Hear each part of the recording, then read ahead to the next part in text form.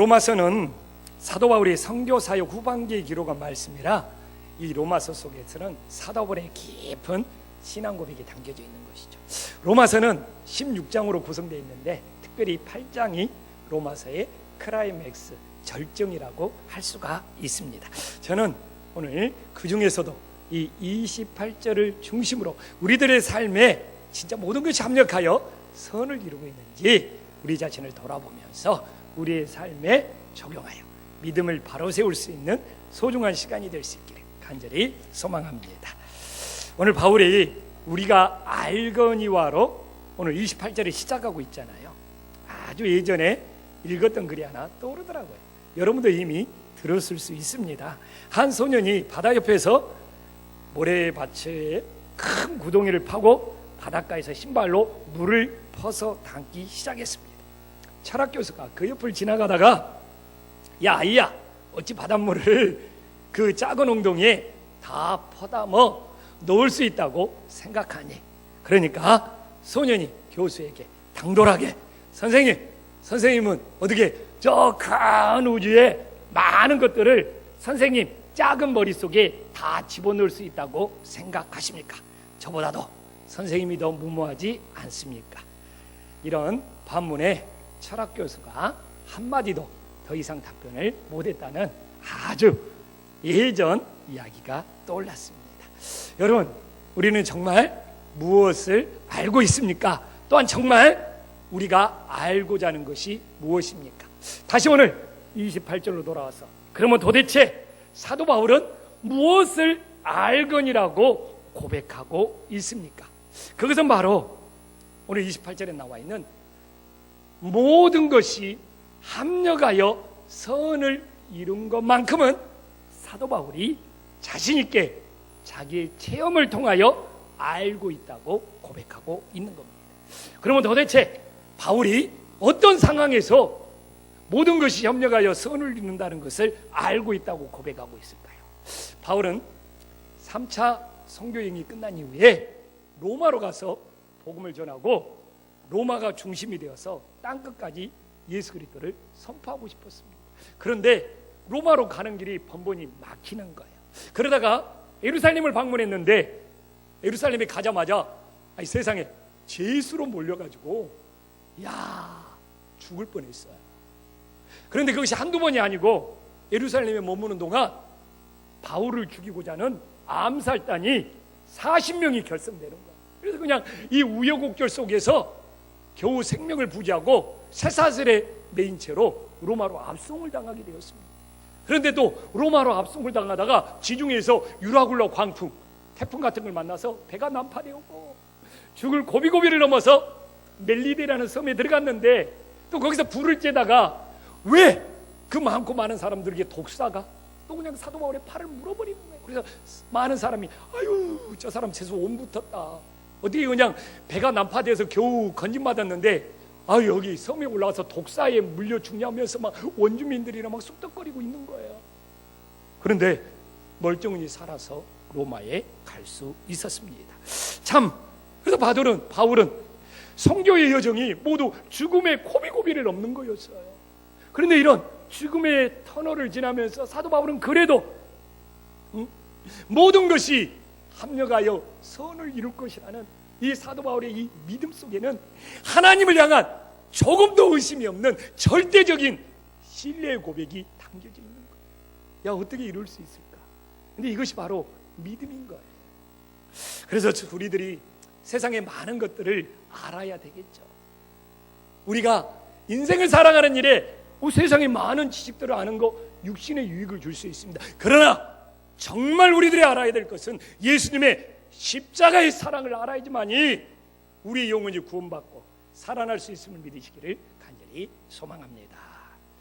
그래서 바울은 오늘 9절에서 사랑, 하나님을 사랑하는 자가 주님의 뜻대로 부르심을 입은 자라는 겁니다.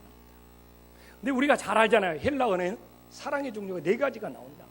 남녀 간의 사랑인 에로스, 가족 간의 사랑인 스톨케, 또한 이웃 간의 사랑, 친구 간의 사랑인 필레오, 또한 하나님의 정말 조건 없는 아가페의 사랑이 있다는 거 우리는 알고 있습니다. 나니아 연대기를 참 이렇게 기록한 C.S. 루이트는 이 네 개를 연결시키죠. 이 남녀 간의 에로스를 통하여 우리들이 태어나고, 이 가족 간의 사랑의 스토키를 통하여 우리들이 양육되고, 또한 이웃 간의 사랑인 이 필레오를 통하여 우리들이 성숙하고, 그러나 하나님의 아가페의 사랑이 있어야지만이 우리들이 한 인간으로 구원받고 완전한 하나님의 형상을 회복할 수 있다고 못을 받고 있습니다. 그렇습니다. 우리들이 살면서 루이스 말씀처럼 에로스도 있어야 되고, 스톨케도 있어야 되고, 필레오도 있어야지만, 하지만 그러나 진짜 예수님의 십자가의 아가페의 사랑을 체험하지 못한다면 우리의 영혼이 구원받을 수 없고, 우리의 영혼이 하나님께로 나아갈 수가 없는 것이죠. 그래서 오늘 하나님의 말씀을 묵상하면 아가페의 사랑을 체험해야지만이 하나님을 사랑할 수 있는 거예요. 많은 사람이 그렇습니다. 왜 나는 교회를 다녀도 목사님 하나님에 대한 사랑이 생기지 않죠? 진짜 이런 질문 많이 받습니다. 왜 나는 교회를 5년 10년 다녀도 왜 이렇게 내 믿음은 뜨뜻미근하죠? 꼭 내 말이 정답은 될 수 없지만 그 중에 하나 해결책은 정말 예수님의 십자가의 사랑을 뜨겁게 체험했는가? 여기에 대한 진지한 물음이 우리의 신앙이 하나님을 사랑할 수 있느냐에 많은 영향력을 미칠 수 있겠죠. 제가 하나님을 사랑한 고백 중에 제일 찔림이 있고 제일 내 마음에 지금까지 남아있는 고백이 있는데, 그 사람의 고백이 누구의 고백이냐? 윌리엄 보든이라는 선교사의 고백이, 주님을 사랑하는 그 윌리엄 보든의 선교사의 고백이 지금도 내 마음에 찔림으로 가장 인상 깊게 남아있어요. 윌리엄 보든이 어떤 사람이냐? 그는 수백만 달러의 낙농회사의 상속자로 정해져서 태어났어요. 만 18세 성인이 되면 수백만 달러를 상속받게 되어 있습니다. 그런데 이 친구가 총명해요. 에일에서 학부를 오고 프린스턴에서 박사학위를 받습니다. 그의 인품이 너무 좋아. 심지어는 정치계로 나가면 대통령감이라는 것이 그의 청년 시절에 들었던 이야기예요. 가문 좋지, 학벌 좋지, 재력 있지, 인품 있지. 그런데 그가 청소년 시절에 예수님을 뜨겁게 만납니다. 그러면서 아가페오 예수님의 사랑을 체험하면서 그런 고백합니다. 내 인생의 유일한 가치는 예수님의 제자로 기억되는 것이다. 그래서 수백만 달러의 상속을 포기하는 각서를 씁니다. 명문대학의 모든 졸업장과 학위를 불태워버립니다. 그러면서 나는 아직 예수님을 모르는 무슬림 지역, 이 이슬람 지역에 가서 예수님의 복음을 전하리라 하면서 무슬림 지역에 들어가서 선교를 하다가 25살의 나이로 척수막염이라고, 지금은 고칠 수 있는데 그 당시는 고칠 수 없나 봐요. 척수막염에 그 지역에 북통병이 걸려서 고열에 시달리다가 25 꽃다운 청춘에 하나님께 부름을 받습니다. 사람들은 이해를 못해요. 어찌 이런 일이, 저렇게 수백만 달러의 재산을 버리고 저렇게 좋은 학위들을 다 버리고 저렇게 선교사로 갔는데 저렇게 이른 나이에 하나님이 데려갈 수 있을까? 이해를 못하는 거예요. 그런데 그의 유품 중에 그가 항상 메모하고 다녔던 수첩이 장례를 치른 후에 발견된 거. 근데 그 고백이 왜 더 유대하냐면 저처럼 말로 떠든 고백이 아니거든요. 메모로 남겨놓고 그걸 보면서 자기의 믿음을 세운 거예요. 첫 번째 주님을 사랑하는 말이 뭐냐? 남김없이. 이 윌리엄 보드는 예수님을 위해서 남김없이 다 드리겠다는 거예요. 근데 그는 진짜 예수님을 위해서 다 남김없이 드렸어요. 그 다음에 두 번째 메모해놓은 고백이 후퇴 없이 예수님을 따르는 것만큼은 세상을 뒤돌아보지 않고 후퇴하지 않겠다는 거예요. 그는 진짜 한평생 그렇게 살았어요. 그리고 마지막으로 나는 예수님의 심판대 앞에 서는 날 결코 후회하지 않는 삶을 살겠다. 그 기록에 남겨놓은 거예요.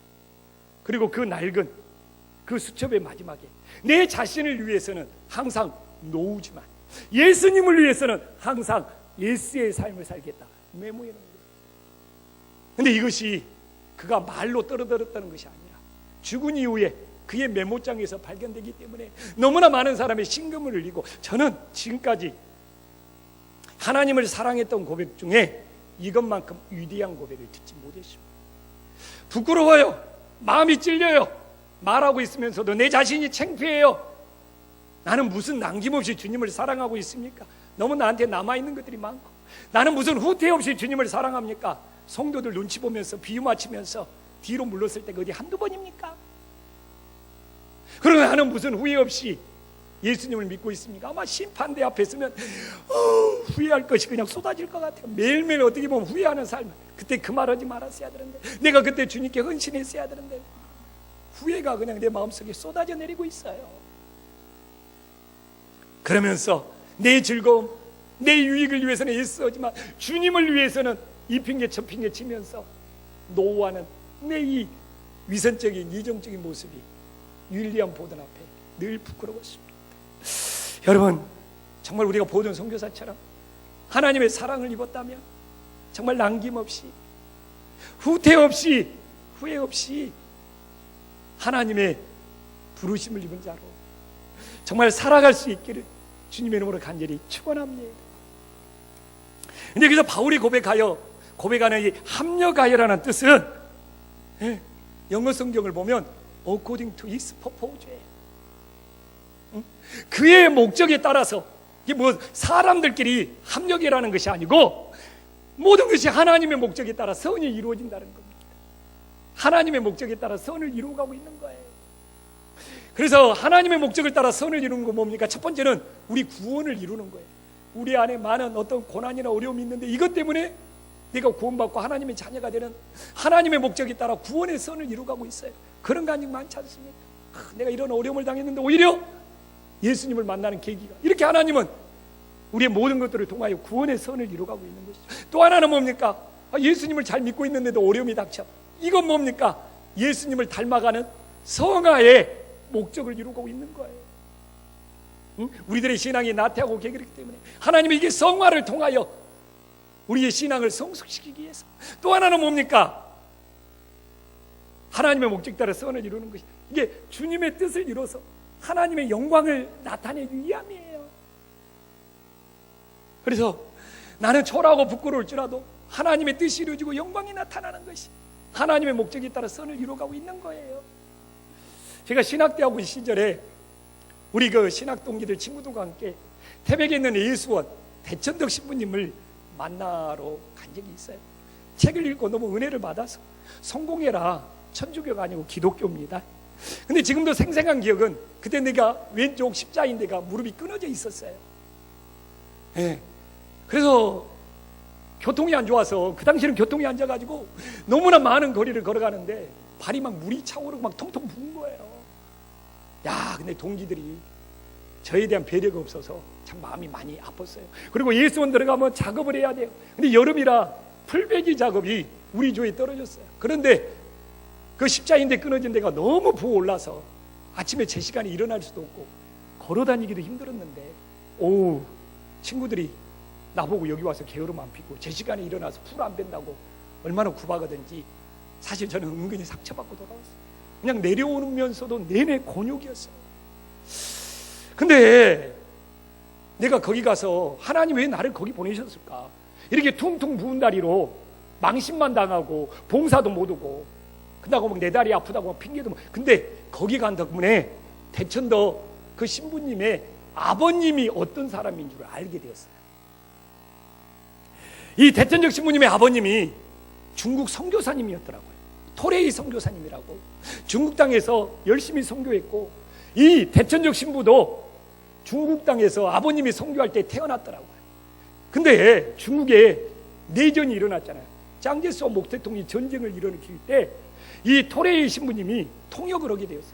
근데 통역하다가 돌아오다가 어느 날 교통사고가 일어나서 정신을 잃어놨는데, 일어나 보니까 한쪽 발이 잘려 있는 거예요. 중국이 그런 동네예요. 뭐 신석공 선생님 이야기를 들어봐도 아내가 아파서 병원에 갔는데 입원실이 아니고 수술실이 아니고 복도 통로에서 여자를 막 옷을 벗겨놓고 막 수술을 해가지고 막 인격이 모독당하고 뭐 중국은 좀 그런가 봐요. 근데 자다가 교통사고 일어나서 얼마나 다쳤는지 몰랐는데 환자 동의도 없이 다짜고짜 팔을 잘라놓은 거예요. 완전히 그것도. 근데 주변에서 이제 많은 사람들이 깨어날 때 이제 볼 거 아니에요. 이 사람이 살았는지 어찌. 근데 깨어나면서 기도하더라는 거예요. 없어진 한쪽 팔을 보면서 주님, 왜 내 팔을 가져갔는지 나는 이해할 수 없지만 이 모든 것이 협력하여 선을 이룰 줄 믿습니다. 그때 내가 그 예수원에 가서 십자인대 다리가 끊어진 곳으로 퉁퉁 부어가지고 하나님 나를 왜 거기 보내셨을까? 왜 나를 이렇게 망신을 줬을까 하는데 이 글을 내가 읽은 거 아니에요. 이야, 이 선교사님은 교통사고 때문에 다짜고짜 자기 의견도 안 묻고 한쪽 발을 잘라놨는데도 나에게 왜 이런 일이 일어났는지 알 수 없지만 모든 것이 협력하여 선을 이룬다고 하는데 내가 내 다리 갖고 어떻게 불평할 수 있겠습니까? 그렇게 제가 15년을 살았습니다. 15년 동안 십자인대가 무릎이 끊어진지도 모르고 그렇게 퉁퉁 붓고 끄집고 다니고 그렇게 병원에 다니고 그렇게 고통스럽게 지내고, 응? 26에 그 십자인대가 끊어졌는데 김포 와서 개척 나와서 40이 넘어서 수술을 했으니. 근데 지금 생각해 보면 그렇게 보낸 15년이 내 다리가 그렇게 아파 있을 때 진짜 매일매일 주님 의지했어요. 그것 때문에 지금 그때만큼 내가 주님을 더 의지하고 주님을 더 붙잡냐? 안 그래. 이제 수술하고 난 뒤로는 그만큼 통증이었거든요. 진짜 그때는 통증이 일어날 때 저녁에 잘 때 그냥 아플 때마다 그냥 하나님 앞에 얼마나 의지하고 기도했는지 몰라요. 아마 앞으로 그런 시간을 다시 가질 수 있을까라고 생각이 들 정도로 그것이 은혜였더라고요. 지금 돌이켜놓고 팔 잘린 대천덕 신부님의 아버님 이야기를 듣고 내 무릎 아프다고 십자인대가 끊어져 있다고 그대로 불평하지 못했어요. 오히려 감사했어요. 그리고 저도 그랬죠. 이것도 모든 것이 합력하여 선을 이루겠다. 저는 하고 싶어서 한 것이 아니에요. 그걸 읽고 어쩔 수 없이 때밀려서 한 거예요. 근데 이 토레이 선교사님이 이제 중국 선교사 은퇴했죠. 팔 잘렸는데 미국으로 돌아갔어요. 근데 중국 내전 이후에 한국에 6.25 전쟁이 뻥 터졌지 않습니까? 근데 토레이 선교사님이 자원해서 옵니다. 그리고 다 다른 지역이 점령되어서 대구에 갔어요. 대구에 와보니까 이게 웬일이에요? 전쟁으로 군인들이 팔이 잘렸고 민간인들이 다리가 다 잘려 있는 거예요. 그때 토레이 선교사님은 눈물을 흘리면서 뜨거운 눈물을 흘리면서 기도합니다. 하나님이 협력하여 선을 이루시는군요. 왜? 자기가 팔 잘려봐서 팔 잘리고 다리 잘린 사람의 아픔을 누구보다도 잘 느낀 거예요. 근데 더 놀라운 일은 토레이 선교사님 미국 돌아가서 자기 팔이 잘리는 바람에 의족을 만들고 의수 만든 데서 일하고 그걸로 자기 팔을 채웠던 거예요. 의수로. 근데 그 일을 하다가 한국에 왔는데 자기처럼 그런 사람들이 너무 많은 거예요. 눈물을 흘리면서 감사의 기도를 하는 거예요. 이것이 합력하여 선을 이루는군요. 그래서 대구에서 처음으로 이 토레이 선교사님을 통하여 의족과 우수를 환자들에게 만들어서 채워주는 재활병원이, 재활의학이 이 대천덕 신부님의 아버님 토레이 선교사님을 통해서 시작된 거예요. 그러면서 예수님의 복음이 전쟁통에 너무 뜨겁게 증거가 됐죠. 근데 이 토레이 선교사님은 하나님의 부르심을 받은 이후로 팔이 잘렸을 때뿐만 아니라 한평생 하나님 왜 나에게 이런 일이, 이런 반문을 한 적이 한 번도 없고, 자기에게 어렵고 힘들고 설사 발이 잘라나갈지라도 주님 왜 나에게 이런 일이 아니라 내가 왜인지 이해할 수 없어도 하나님은 반드시 협력하여 선을 이룰 줄 믿습니다. 이 기도가 떠나지 않았다. 저도 지난주 모든 것이 협력하여 선을 이룬다가 내 가슴을 떠나지 않는 거예요. 제가 말했잖아요. 설교를 통해서 네가 설교대로 사느냐 하나님이 끊임없이 시험한다고. 아니라 다를까, 이제 2부 예배가 아니까 이 내 왼손 엄지에 살점이 떨어져 나간 거예요. 야, 이렇게까지도 나를 시험하시나. 그러면서 토레이 선교사님이 글을 읽었던 것이 그 당시 생각이 나는 거예요. 어떻게 불평할 수 있겠습니까? 왜 나에게 이런 일이? 말도 안 되죠. 거기에 비하면 세 발의 피인데 내가 다 이해할 수 없어도 하나님이 모든 걸 협력하여 선을 이룬다는 이 고백이 제 가슴에 떠나지 않는 거예요. 자, 그런 마음으로 금요 저녁 기도회를 하는데 최 목사님이 찬양 인도하고 황성재 목사님이 막 설교를 해도 내 마음속에 모든 것이 협력하여 선을 이룬다는 것이 내 귓가에 웽웽거리면서 떨어지지 않아요. 그리고 다 끝나고 혼자 기도하는데 성령님이 질문하는 느낌이 들었어요. 영식아, 25살의 꽃다운 청춘에 하나님 나라에 갔던 모든 선교사처럼 남김없이 후퇴 없이 후회 없이 나를 사랑하고 믿을 수 있니? 아무런 대답도 못하고 있죠. 또 한 번 주님이 질문하는 거예요. 영식아, 토레이 선교사처럼 한 팔이 잘렸는데도 하나님 왜인지 알 수 없지만 합력하여 선을 이룬다고 고백할 수 있겠니? 묻는 것처럼 느낀 거죠. 내가 그것이 너무 모든 것이 협력하여 선을 이룬다는 게 귓가에 웅웅거리다 보니까 그렇게 성령님이 나한테 질문하는 것처럼 제가 느꼈습니다. 제가 질문받은 것처럼 느꼈던 것을 우리 성도님들한테도 동일하게 물어보고 싶어요. 여기에 모인 우리 진아를 비롯하여 우리 귀한 성도님들, 25살의 꽃다운 청춘에 하나님 나라에 갔던 모든 선교사처럼 남김없이 하나님 사랑하고 후퇴 없이 하나님 사랑하고 후회 없이 하나님 사랑할 수 있습니까? 또한 중국 선교 나갔다가 다짜고짜 눈 뜨고 일어나니까 한 팔이 잘려 나간 것처럼 그럼에도 불구하고 자신의 팔을 보면서 하나님 왜인지 알 수 없지만 모든 것이 협력하여 선을 이룬다고 그 고백 드릴 수 있는지 저도 우리 성도님들에게 묻고 싶습니다. 만약 오늘 이 말씀을 통하여 여러분들 마음속에 이 울림이 있다면 다시 모든 선교사가 고백했던 것처럼 내 자신을 위해서는 항상 노후할 수 있지만 예수님을 위해서는 에스라고 말할 수 있는 하나님께 부르심을 입은 믿음의 자녀들이 될 수 있기를 주님의 이름으로 간절히 축원합니다.